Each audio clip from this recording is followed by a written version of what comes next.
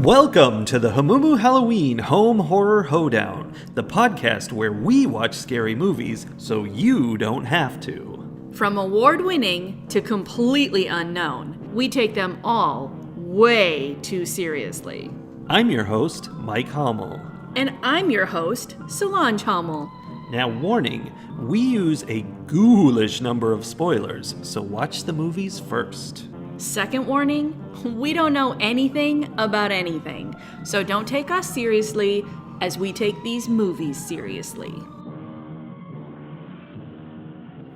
Starry Eyes from 2014. Oh, you know that the movie was a problem when there's no intro whatsoever and you start with the title, bam, just like that. I don't know what to say. Here's what I want to say. Why do you think the movie was such a problem? Tell me more. Well, I think I can sum that up while also summing up the movie. Okay. Starry Eyes is about an up-and-coming actress, or at least she hopes she will be an up-and-coming actress. You know, one of the many people who have moved to Hollywood to become stars and instead are working dead-end jobs in fast food and selling their souls, essentially, to get a part. Essentially. And in this case, it's literally selling her soul to get a part. And with intention. Like, she goes to an audition. It's weird, but she puts up with the weird, which was her first mistake, by the way. She goes to a callback in which inappropriate things happen, and she says no. And she goes home, and then she's like, I've made a huge mistake. I am willing to do inappropriate things in order to be famous. So she goes back, she does inappropriate things, and bam! She is cursed. She is rotting from the inside out. And I'm not even sure exactly what happened after that because she just killed people. Right. Yeah. And that was basically it. Well, except the part where she got what she wanted. Did she, though? Yes. She became bald and had a lot of confidence. Oh, yeah. Because she did. She basically became, I thought she was going to birth the monster, whatever demon thing. Instead, she just became this like bald goddess thing that, yeah. Yeah. I actually had some question about that because I kind of felt like, I don't know, I'm unclear on whether they buried her in the ground and she came up out of the ground bald and healthy again. Mm-hmm.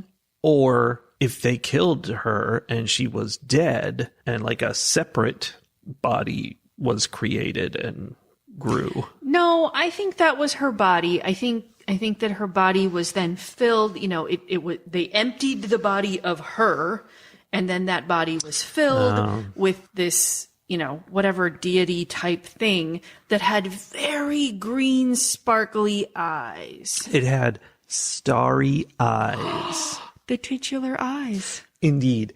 And yeah, so like the whole thing is, do you want to be a star? You got to go through this. She goes through it and really she's not getting to be a star. Her body's getting to be a star, but without her inside it. I mean, duh. Like, come on. Anyone who believes a cult when they're like, hey, we're going to give you everything you ever wanted. Mm-hmm. You just have to do this one little thing. Everybody's doing it. It's fine. It's totally fine. And I know your hair is falling out, your skin is falling off, and you're dissolving into a puddle of goo, but it's fine. Metaphor warning. Okay. She had to sell her soul for Hollywood, obvious metaphor, but also it hollowed her out inside and she became a shell of what she was for what she had to do to become a star. She did. And she was very pretty on the outside, but completely empty on the inside.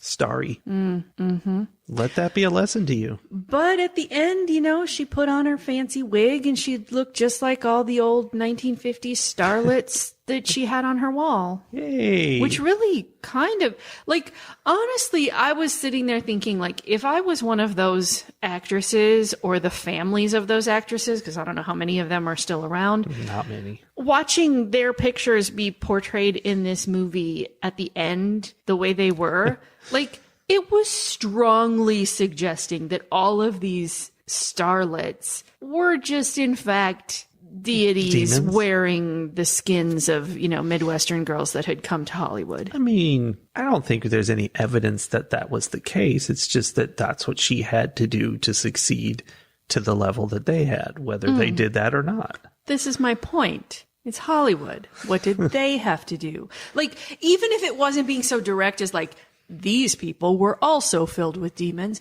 it might have been kind of pointedly being gosh, I wonder what they did to get where they got. Because I suspect it was somewhat similar for some of them. If you read their tell-all memoirs, they absolutely were run through by Hollywood and had to hollow themselves out and be full of drugs, basically.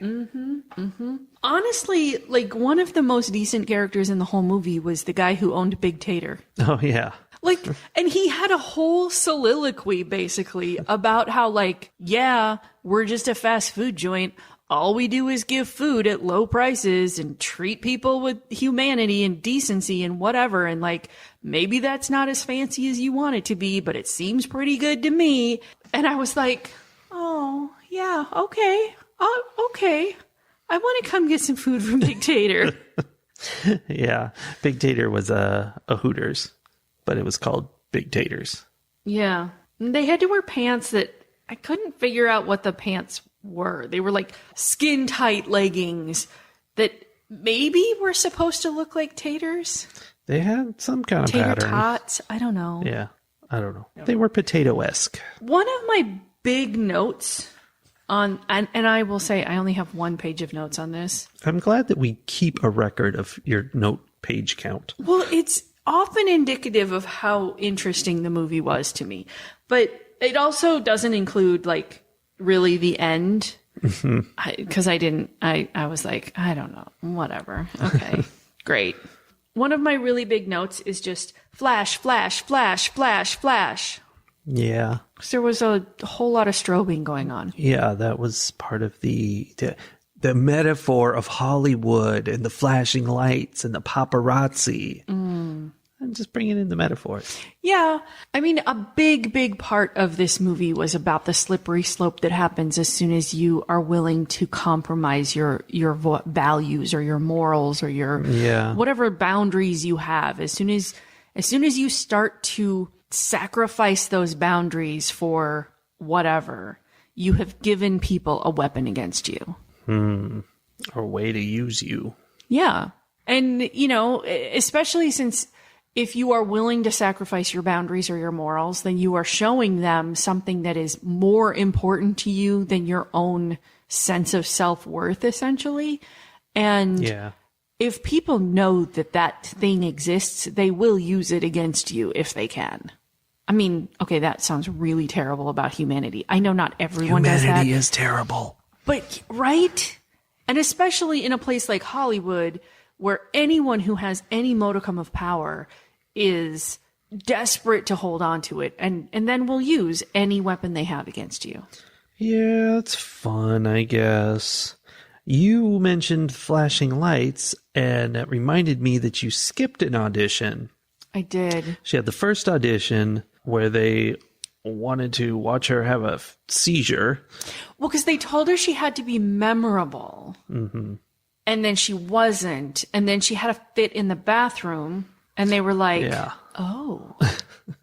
But it wasn't like an epileptic fit or anything. It was just that she freaked out, was angry, and was tearing out her own hair. And that's something she does, apparently. Right. And they liked it. But then it was a form of self-harm. Yeah. Which, honestly, they liked the fact that they saw that she was someone who was so emotionally fragile that she would self-harm if she didn't get what she wanted. Yeah. And while that she was desperate enough for to move forward. Right. I'm sure that's all they cared about. And ultimately, she did the ultimate self-harm in that she completely sacrificed herself entirely for this other being to come in. Yeah. Which is what they wanted, which is what they got out of the whole deal, I guess. But there was a second audition. They gave her a call back, and she's like, oh, yay, a call back. She goes back in, and it's just a pitch black room at first. She's like, well, what's going on? And they're like, oh, you have to get naked now. And she's like, what? That's not cool. And you're like, oh, I understand how Hollywood works. But it wasn't really that so much as just she had to be naked, and that's where all the flashing lights were, where it's just constant blinding flashing. It was the Outwaters all over again. Well, and they wanted her to demonstrate that she could let go of her inhibitions. And again, it was entirely like they didn't need it in any way. It was entirely a way of breaking her down. That's cult action right there. And then there was you've done so well, you're going to meet with the producer, and that's where they wanted her to do things. And the casting couch. That kind of stuff. Okay, so the whole time that she's dealing with this situation, and she's slowly sacrificing everything she believes in, she's also in an apartment with like her best friend and then a bunch of her best friends, but who she's not like super close with, or she didn't know, without her best friend as a go-between. I don't think that's where they lived. I think that was a different place that they went to. Like it was their friend's kind of group home. She complained about them being in her apartment, though. Well, yeah, they got to come over. Like they came over to watch TV all together. No, but I thought it was about the rent, because her friend was like, well, they're paying the rent and you haven't. So this, okay, I don't know. Well, maybe I misunderstood what was happening. Maybe I misunderstood what was happening. But anyway, these people were in her apartment. She was at their place. Like, she didn't like them, and she was having to spend a bunch of time with them. And she was really kind of rude about it. That was understandable, because one of them was a very mean girl who just like had it in for her and was just like constantly undercutting her, but trying to do it in the Midwestern kind of way where she was like pretending it wasn't mean. And then when she's like, why would you say that? She's like, oh, I don't know what you mean. What? I was just trying to be helpful. There's a part of me that by the end I was like, how much of that was real and how much of that was just this girl having this idea that she was in competition with this other actress? I don't know. I don't think that Starry Eyes, I guess her name was Sarah. I don't think that Sarah was a particularly reliable narrator. And so if we were seeing this other girl, Erin, through her eyes, Starry Eyes, then everything, and like she felt competition, then everything that Erin said, she was seeing it through this filter of like, oh, well, she's after my career. She's after my everything, the guy I like and the jobs that I'm going for and, all of this. And maybe Erin wasn't at all, because when Starry Eyes wasn't around, Erin was a perfectly normal person hanging out with her boyfriend. Well, that's true. Interesting. I mean, I never got the idea that we weren't seeing reality, but interesting theory. I think the thing that made me think that is at the very beginning, we had this scene where she is like in front of the mirror and she's, doing that body dysmorphia thing where she's like, oh, I'm so fat and I can pinch a little bit of skin here. And she's like skin and bones, but she's finding the fat, which is really just skin. And that she's seeing something different than what we're seeing. And so I guess I kind of extrapolated that to everything else too. So all this audition stuff just had me thinking, I wonder what the audition process for this movie was like. Oh, no. And I have no information on that, but I am curious. I had some of that meta thought too, where I was like, how did they find someone who was willing to let loose of her inhibitions enough to do that scene? And did they find her in the bathroom tearing her hair out after they rejected her? And they're like, let's put that in the movie. Right? I don't know. They seem pretty aware of how terrible all of that is. I think that's the premise, but still, you don't know what was going on. Yeah. Boy, that was...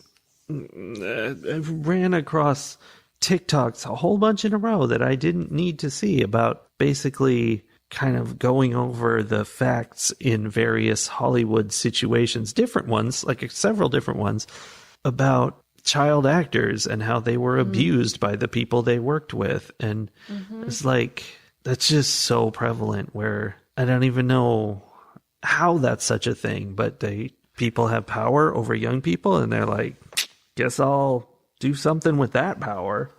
I mean, I would even go so far as to say that we have so many young stars and young musically talented individuals because if you get them when they're young, you can lock them into terrible contracts and terrible situations that you can then milk them for long past the times when they realize this is terrible and I shouldn't agree to this. It's too late. They already have. Yeah. It's like cigarette companies targeting teenagers because once they get them hooked, they can murder them slowly through their whole lives. And it's the same thing, you know? Yeah. You think about like Britney Spears and Miley Cyrus. Oh. I mean, I don't think they're exactly equivalent, but the number of female performers who end up being like put under guardianship because they're not capable of taking care of themselves because we can get away with this while they're young. I mean, it seems to me like the modern day equivalency of men sending their disobedient wives off to be lobotomized. Yeah. And putting them in the disappointments room. Exactly. Like, history is filled with examples of how women who refuse to behave themselves are deemed crazy and in needing of medical intervention. And yet, you persist in acting the way you do. I do. Right in front of me. Right in front of your face. Blah, blah, blah, blah. I don't know what to do with this. Yeah, it's upsetting though, and it makes me very glad that I'm not talented. Hooray. I had never had to face those challenges or situations, I guess. I mean, there's just like a whole, just terrible, like kind of like the conspiracies people have, except as it comes out, it's all real. Just, there's like whole cabals and things. Well, and then I'm thinking about like anytime anyone talks about figure skating or women's gymnastics or like there's so many sports situations too, where again, someone who has talent, and this is true for men and women, I think. I mean, I would say women more so just because, you know, we're always trying to control women. But I think this happens with men too. And especially like you think about people getting locked into football contracts that are not in their best interest because they sign them when they're juniors in high school, you know, like they don't know what is really going on. They don't know really what they're committing to. They just know that this is a thing they know how to do. It's the thing that might get them out of the place they don't want to be anymore and toward a better life. It's often, for football in particular, it's often a situation where it's like, it's not just the individual who wants something different. It's their entire family riding on this one person making it big. Yeah. And it's easy to take advantage of. It really is. Especially when what you can offer is millions of dollars and it's nowhere near what they're actually worth to your organization, but you can be like, it's millions. So they're very excited. It's an easy win. And you don't even have to offer it. You're just like, if you sign with me, someday someone will offer you millions of dollars. And people are so desperate in so many cases that they will do that. Getting more desperate every year because things are falling apart. Right. And, you know, if you can capitalize on the talent that someone else has, I mean, that's where all the money goes, is the people. Is it not to...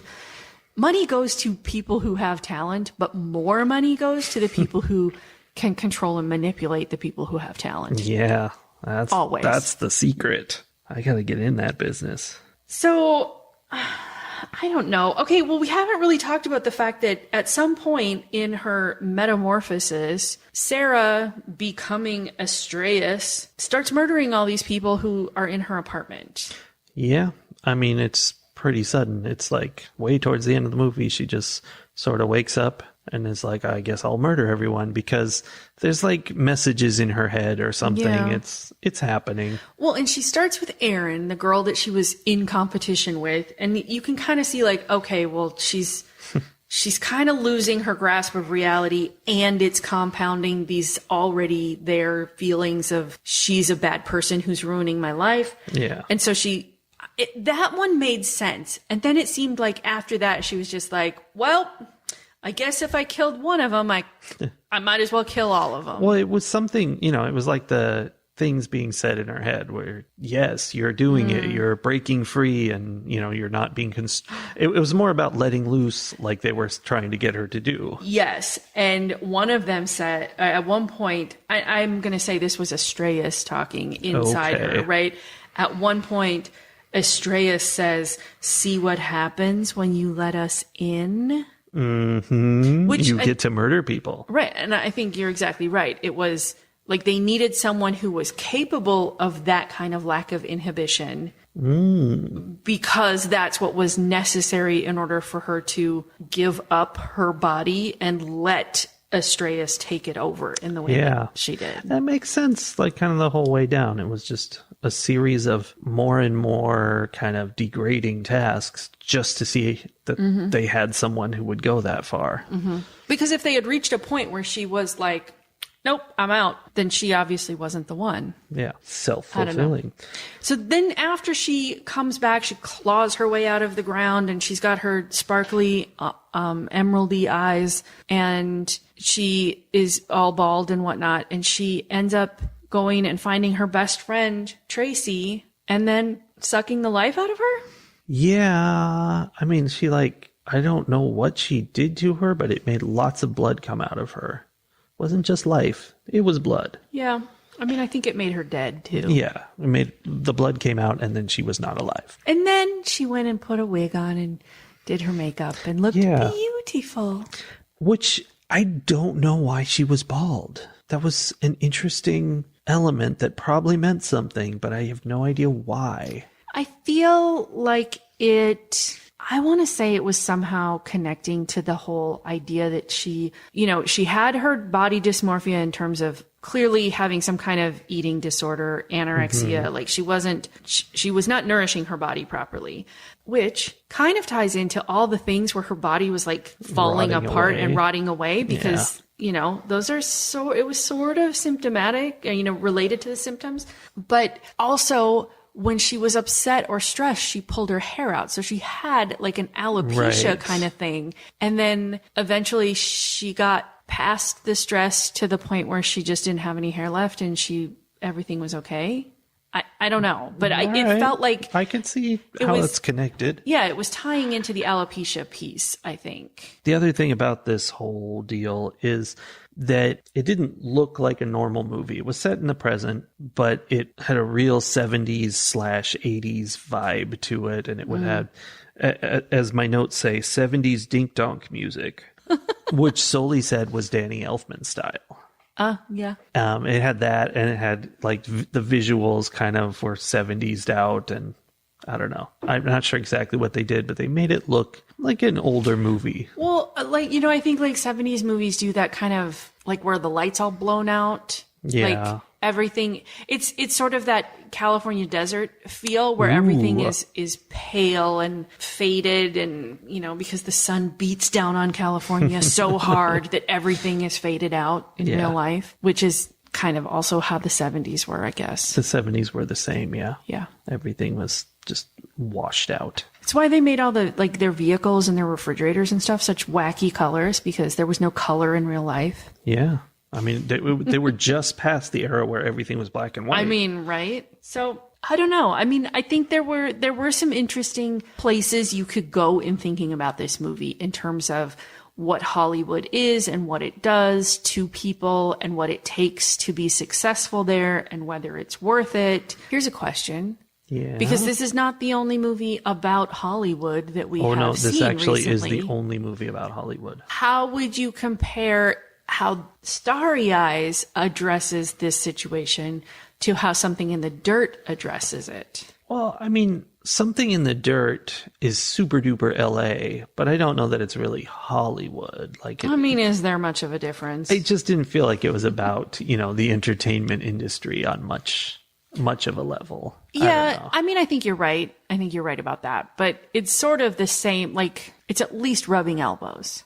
Yeah, they were trying to get famous with their documentary, but I don't know. It didn't have that same kind of Hollywood business vibe. Well, okay, the connection that I would make there, though, is that the dude who kept faking things in order to keep the documentary alive was kind of the Sarah character, right? He was I'm going to do whatever it takes to become successful here. Sure. And he ended up not sacrificing himself. He sacrificed his roommate.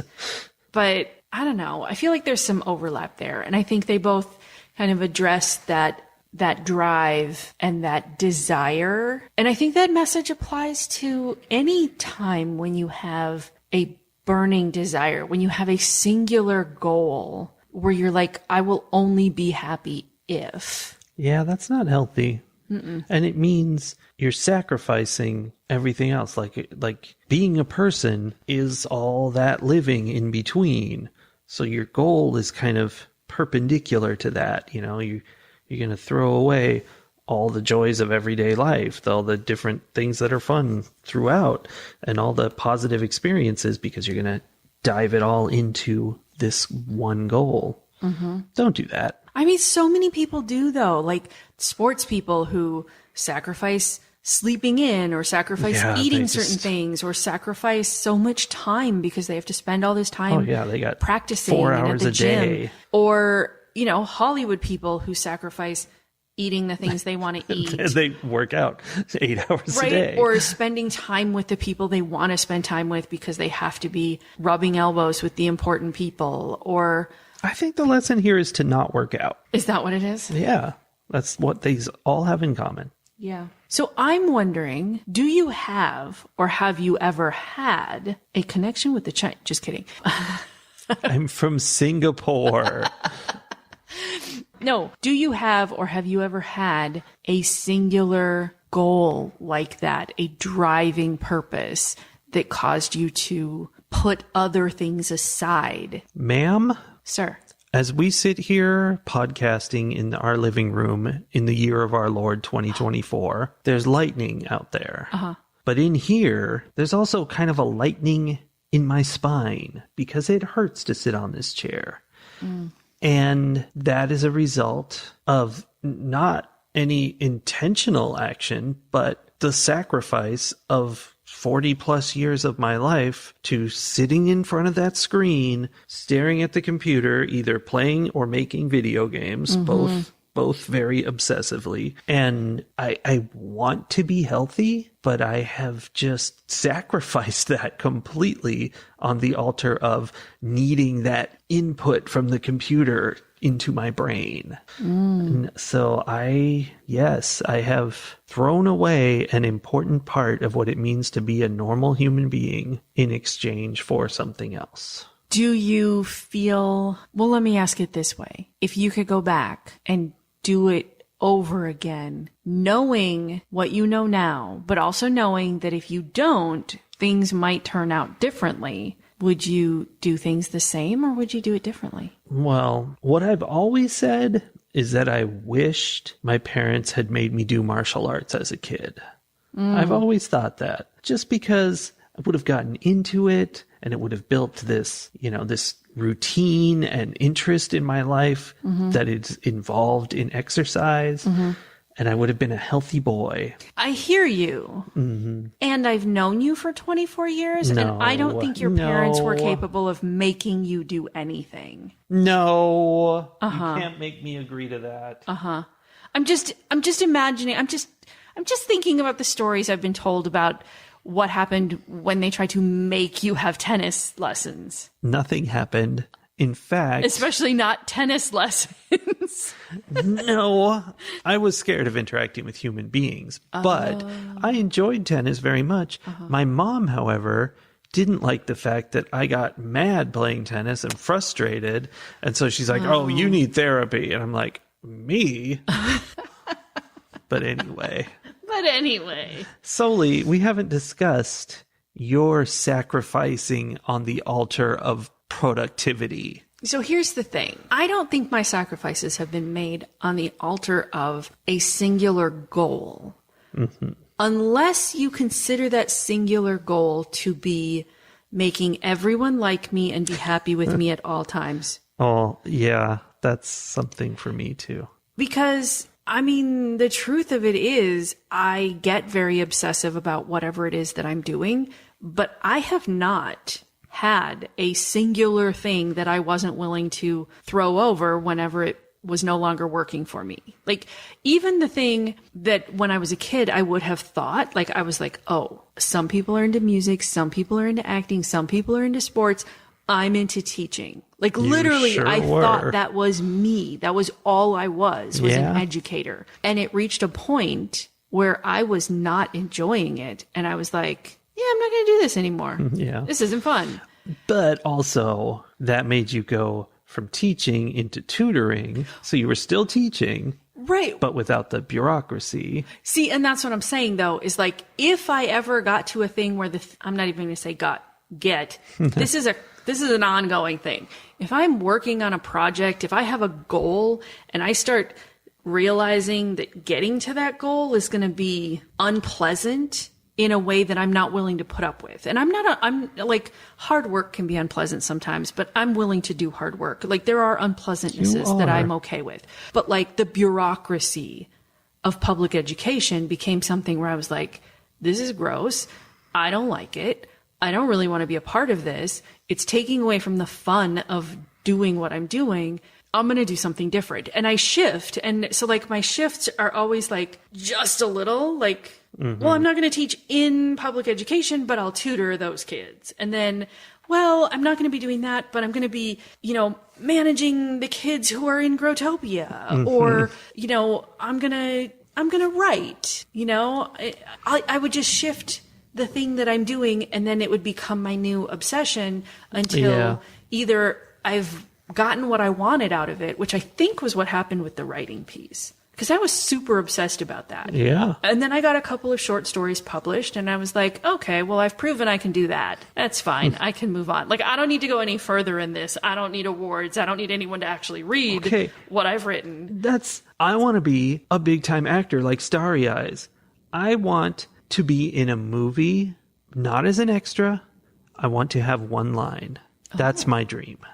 Okay. Is that a dream you're doing anything to work toward? Not a single thing, and I will never even try. Okay. But if Steven Spielberg is listening and still alive, I think, maybe. I think you're that right there was not the best way. Oh, okay. to market yourself. Let me do it better. Him. If Benson and Moorhead are listening, I would love to have a line in one of their movies. Yeah, you would. Listen, I could do it like this. Okay, ready? I'm so scared. Where are we? They're not going to hire. They have good actors in their movies. You're going to end up in the movie with the plate of vegetables for a girl to eat by. That would be fun. I mean, it's just fun. Making movies is fun unless, you're doing it for a business. Yeah. Well, so anyway, to wrap up my ramblings about my goals, I think I am less willing to sacrifice my own personal comfort and happiness for a specific goal. And I tend to shift my goals to be the thing that brings me joy and, that's, comfort and whatever. That's probably the healthy. That sounds real good. Except that it's all buried under this desperate need to make everyone like me all the time. So then I take whatever this fun, interesting thing is, and then I turn it into something that's very stressful and ridiculous. So your mother needs to come and tell me that I need therapy. Are you saying that instead of just watching horror movies together and having a good time, you would make it into a whole podcast that we have to edit and spend hours on and just to put it out just for no like, reason like at all. 4 people to listen to. Yeah. That sounds terrible. That is the sort of thing that we would do. Also, there's thunder and lightning and rain pouring down right now. This is very horror. It's beautiful. I would also like to add, though, that we love our 4 listeners very much. Yeah, we wish them a Merry Christmas. And I am glad that we do this because I think it's fun. Even if nobody were listening, it would still be fun to do it. Yeah, I mean, it's most fun when we listen to them together on road trips. Yeah.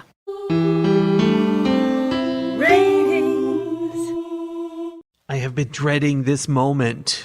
And while we were watching the movie, usually about halfway through a movie, I'm like, okay, it's going to be a 4 or whatever. And I don't know. I just don't know what to even say with this. It wasn't terrible. It wasn't great. It was unique. It was a different kind of movie to watch. It's a movie. And the downpour has gotten crazy. There's light flashing all around us. And I say, I don't need to see it again. And I don't think it was poorly made. I'm going to give it 2.5 backyard vans out of 5. Okay, that's fair. I don't have a lot more to add about my thoughts about this movie. I didn't have a ton of thoughts about them. I think with the right people who, if you're watching this with a bunch of people who are interested in being in Hollywood and becoming stars, like they might have something to say about this. But from where I'm sitting, it's sort of like when a writer writes a book about a writer writing a book. Yeah. It's like so internal, navel gazing, whatever. And it didn't capture me in much of a way. So I am going to give this, because it wasn't a terribly made movie, it just wasn't anything that I was that impressed by. I'm going to give this 2 backyard vans out of 5. And I think I've said this a couple times recently. Someone else might really like this movie a lot more than I do. Yeah. It just wasn't for me. So that's where that is. I think that's all right. Well, this storm is getting out of hand, so we have to go run and find shelter. So we will see you all next week if we aren't washed away or struck by lightning. Ooh, I hope that was audible on the recording. It was perfect timing. All right. Well, we will be back next week with another movie. Hey, everybody, stay in the dark and something about us lighting it up or something. You're trying to make that happen, huh? It was in there in a previous episode. Okay. Bye, everybody. Bye.